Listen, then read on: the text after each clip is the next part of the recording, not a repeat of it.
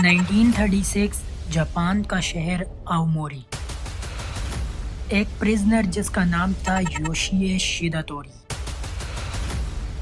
उसके सर के ऊपर एक कत्ल का जुर्म वैसे ही जबरदस्ती डाला गया। प्रिजन का नाम था आओमोरी प्रिजन और वहाँ के गार्ड्स उसे रोज टॉर्चर करते और बुरा भला कहते। अब उसके ज़हन के अंदर एक ही बात चल रही थी, ये वक्त है यहाँ से जाने का। 5:30 AM शिदातोरी अपनी मूव चलता है। उसने महीनों की रिसर्च करके रखी थी कि गार्ड्स कब आएंगे और कब जाएंगे। उसे पता था जब शिफ्ट चेंज होती है तो उसके अंदर 15 मिनट का गैप होता है। जैसे ही उसने देखा कि गार्ड्स चले गए हैं तो उसने अपने जेब से एक मेटल रोड निकाली और ताले को खोलने लगा। असल में उसने ये मेटल रोड बाथरूम की बकेट के ऊपर से निकाली थी। कुछ टाइम कोशिश करने के बाद उसने ये दरवाजा खोल दिया, लेकिन अभी वो यहाँ से भागा नहीं था क्योंकि आगे काफी सारे और दरवाजे और पूरी जेल भी रहती थी। उसने जल्दी जल्दी गैलरी के अंदर गया और गैलरी का दरवाजा भी ओपन किया। गैलरी का दरवाजा जैसे ही खोला तो इसके सर के ऊपर एक शीशे की विंडो थी। बस फिर क्या था, फिर वो जेल की छत के ऊपर पहुंच गया। वहां से उसने अपना रास्ता बस क्लियर एंड कट याद रखा हुआ था कि कब मुझे कहां से और कैसे निकलना है। जेल के अंदर से तो वो निकल गया, लेकिन वहां पर सिक्योरिटी अलार्म था एक एरिया के अंदर कि अगर कोई प्रिजनर भी भागे तो ये वाला एरिया फट से ब्लॉक कर दिया जाएगा और कोई गाड़ी और कोई बंदा इस एरिया से नहीं निकल सकेगा।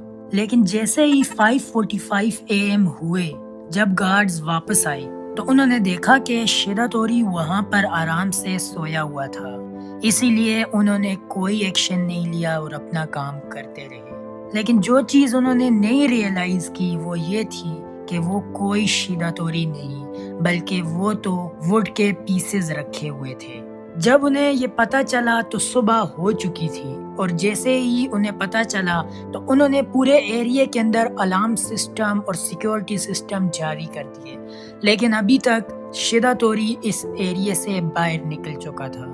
प्रिजन को तो वो बड़ी ही चालाकी के साथ एस्केप कर गया था, लेकिन 3 दिन के बाद वो दोबारा पकड़ा जाता है हॉस्पिटल से कुछ इंस्ट्रूमेंट्स चुराने के चक्कर के अंदर। लेकिन इस मर्तबा उसको जेल के अंदर अपनी पूरी जिंदगी बितानी थी क्योंकि उसने एक दफा एस्केप अटेम्प्ट कर लिया था। वो कभी भी अपनी बीवी और बेटी से नहीं मिल सकता था और उसकी इतनी मंथ्स की प्लानिंग ने उसे सिर्फ 3 दिन की रिहाई दिलवाई और अभी वो काफी लंबे अरसे तक उसी जेल के अंदर रहने वाला था। फिर 6 साल बाद 1942 शिदातोरी को शिफ्ट किया जाता है आकिटा प्रिजन के अंदर। वहां के गार्ड्स ने शिदातोरी को और बुरे तरीके के साथ ट्रीट किया। वो उसे गालियां भी देते और मारते भी क्योंकि वो एक एग्जाम्पल बनाना चाहते थे शिदातोरी को कि कोई भी प्रिजनर जेल से ना भागे। उसको जबरदस्ती ठंडे फ्लोर के ऊपर सुला दिया जाता था एक्सट्रीम ठंड के अंदर और एक छोटे से कमरे के अंदर घंटों तक बंद करके रख देते थे। और ये कमरा एक स्पेशल कमरा था जिसे बहुत छोटा और बहुत ऊंचा बनाया जाता था और इसके अंदर सिर्फ एक विंडो थी, वो भी सीलिंग के ऊपर थी, जिसके अंदर से सूरज की रोशनी आ जाती थी बहुत ही कम। और शिदातोरी को गार्ड्स ने हर वक्त हथकड़ी पहनाए रखा हुआ था। इतनी सारी बुरी बातें और बुरे काम उसके साथ करने के बावजूद वहाँ का एक पुलिस वाला जिसका नाम कोबायाशी था उसके साथ अच्छा ट्रीट करता था और उसे बुरा भला नहीं कहता था। और ये सब कुछ शिदातोरी झेल रहा था 15 जून की रात तक। बाहर बहुत ज्यादा तेज बारिश लगी हुई थी और शिदातोरी अपने उसी स्पेशल रूम के अंदर कैद था। रात के वक्त शिदातोरी के पास एक गार्ड आया उसे देखने के लिए, लेकिन उसने जो कुछ देखा उसे अपनी आंखों के ऊपर यकीन नहीं आया।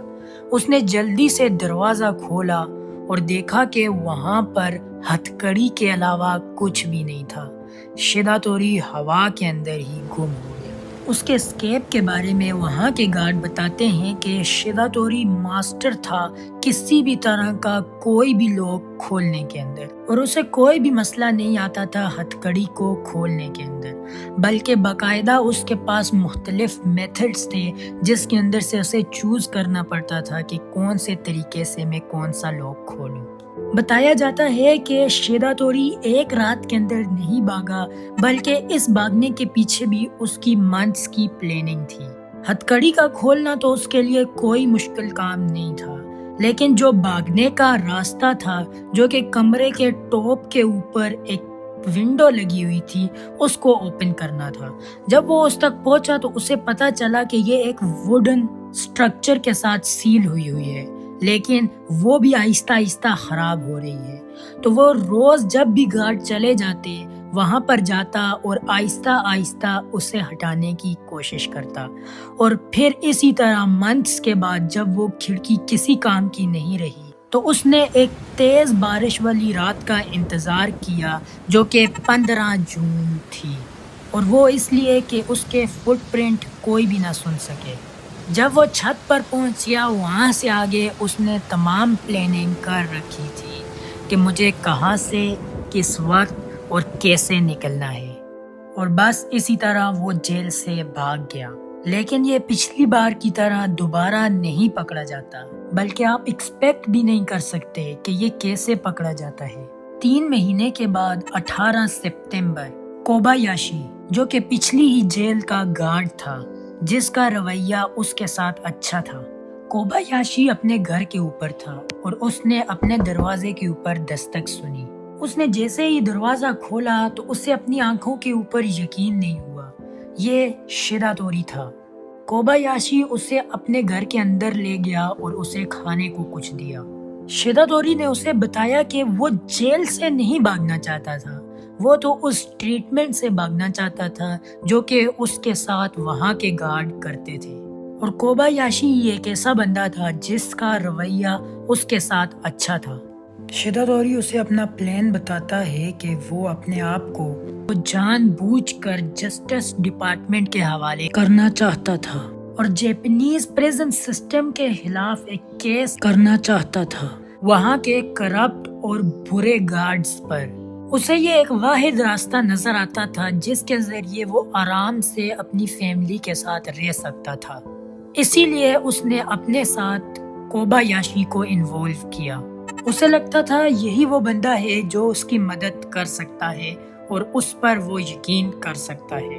لیکن کچھ ٹائم بعد جب شیداتوری واش روم کے اندر تھا تو کوبایاشی نے پولیس کو کال کر دی، اور ایک بار پھر سے شیداتوری پریزن کے اندر تھا، اور اس دفعہ اس کے ذہن میں بالکل کلیئر تھا کہ کسی بھی گارڈ اور سیکیورٹی ممبر پر بھروسہ نہیں کرنا۔ لیکن اس بار اس کی سزا اور بھی زیادہ کر دی، اور اس نے ریکویسٹ کی کہ مجھے ٹوکیو پریزن کے اندر بھیج دیا جائے، لیکن ایسا کچھ بھی نہیں ہوا، بلکہ اسے آباشیری پریزن کے اندر بھیج دیا گیا جہاں پر بہت ہی زیادہ ٹھنڈ ہوتی تھی۔